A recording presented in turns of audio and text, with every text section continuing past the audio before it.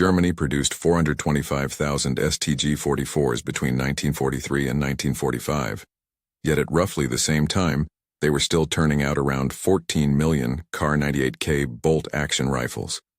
One weapon that combined the volume of fire of a submachine gun with the range of a rifle had finally arrived, but only in time to be a footnote. What if Berlin had authorized mass production 2 years earlier?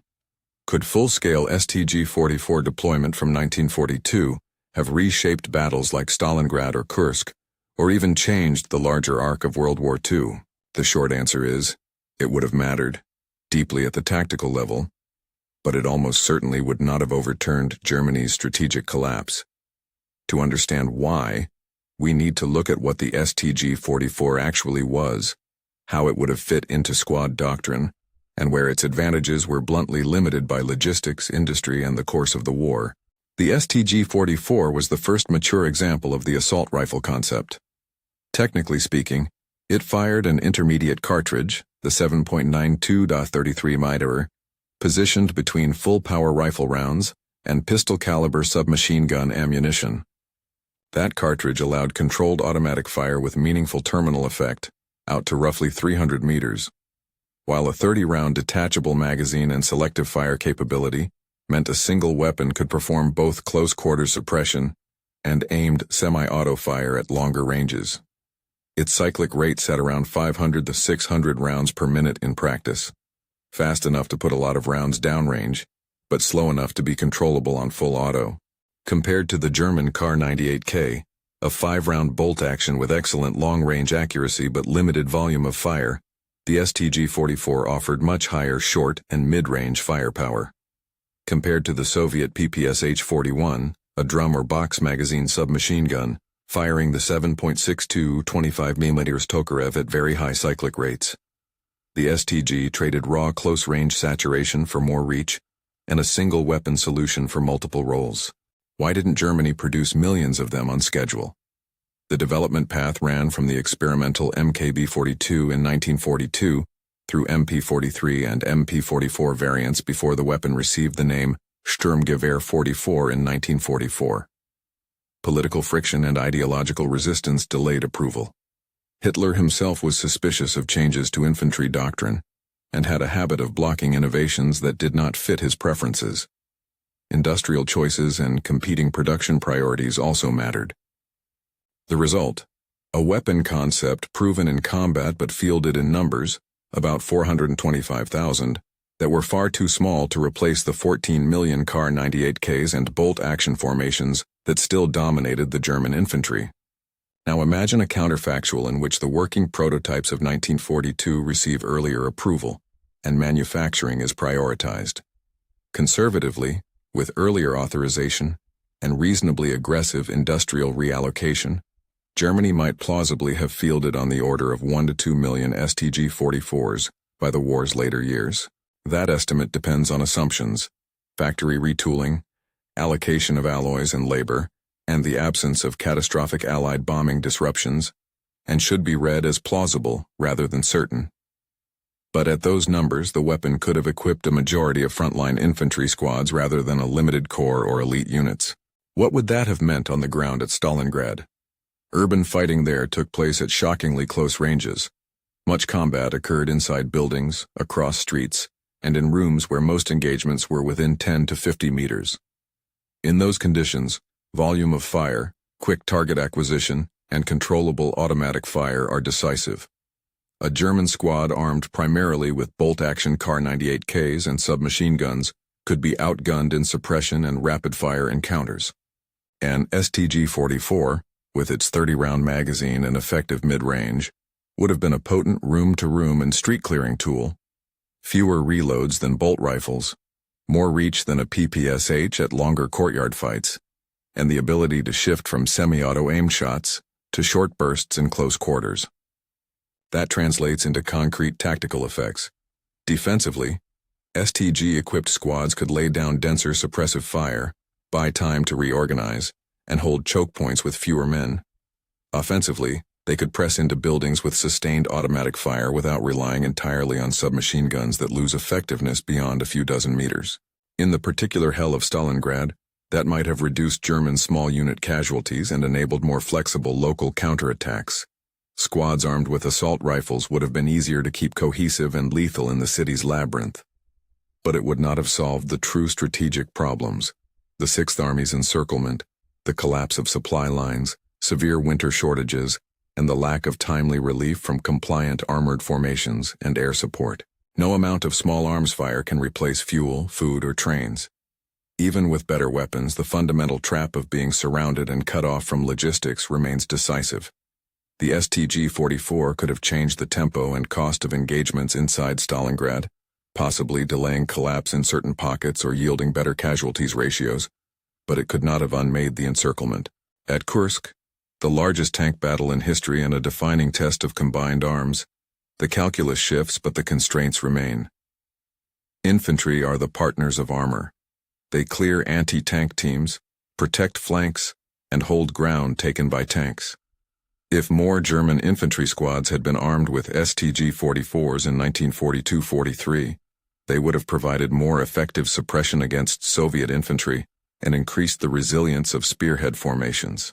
The assault rifle's longer effective range compared to submachine guns would make German infantry less vulnerable to medium-range Soviet fire and better able to protect armor from close-in threats. In certain localities, this could have allowed German armored thrust to achieve a bit more depth or hold captured positions longer. Yet Kursk was shaped by massed Soviet reserves, extensive defensive engineering, air and artillery dominance at critical moments, and the sheer numerical superiority of Soviet armor and manpower. Even if German infantry became markedly better at keeping enemy infantry off their tanks, the Red Army's combined arms density and deep reserves would have remained overwhelming.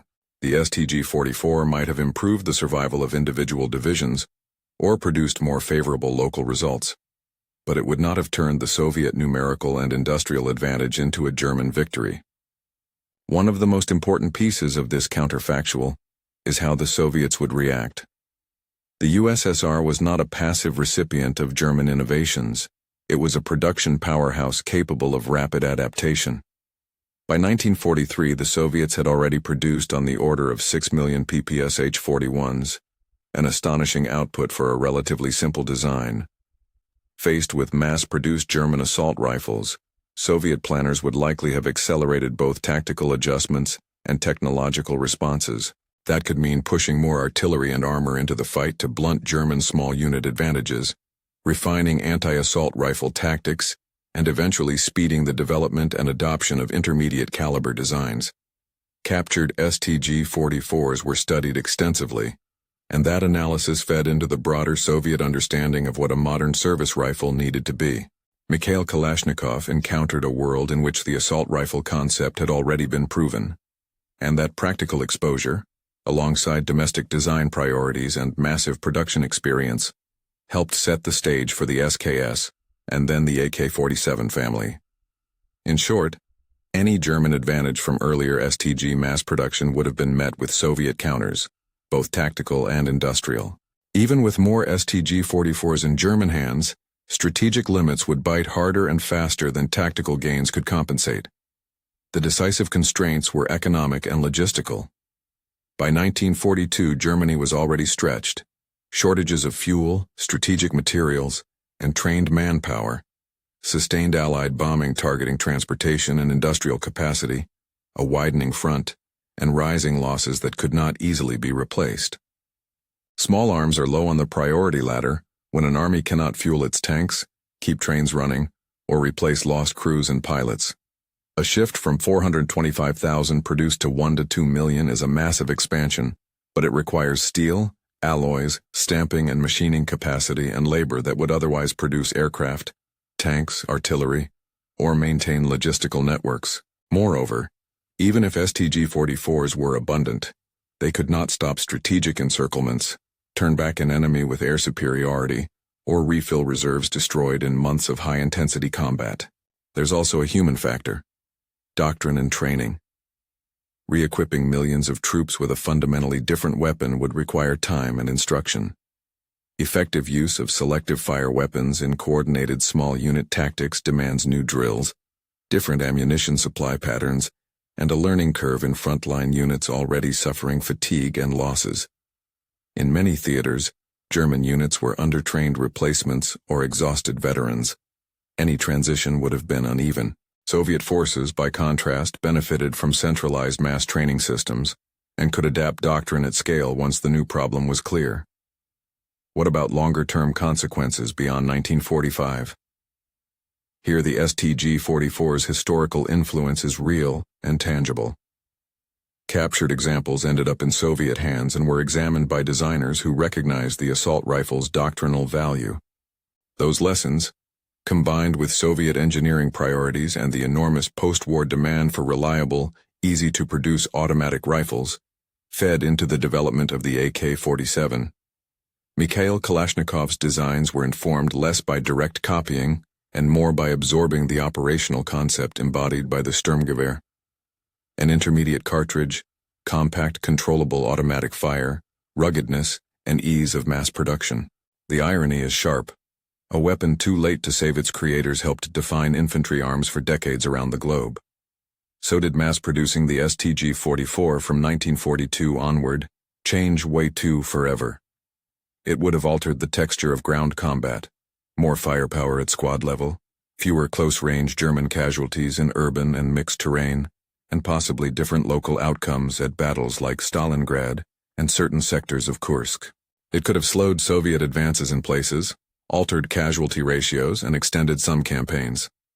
But the broader strategic equation, industrial output, access to fuel and raw materials, air superiority, attrition of trained manpower, and political decision-making, remained overwhelmingly decisive. In those domains, Germany was on the defensive by 1942 in ways that a single weapon system, however revolutionary, could not rectify. The larger lesson is not that weapons don't matter, they do, and the STG-44 proved that. The lesson is that timing, scale, and integration matter more, and innovation unaccompanied by adequate industry, logistics, and doctrine becomes a marginal advantage. Conversely, a less radical weapon adopted at scale with coherent supply and training can transform battlefield dynamics. The STG-44 exemplifies both truths, a harbinger of modern infantry warfare and a cautionary tale about innovation arriving after strategic leverage has passed. If this counterfactual piques your curiosity, consider subscribing for more alternate history deep dives and TechV's strategy analyses.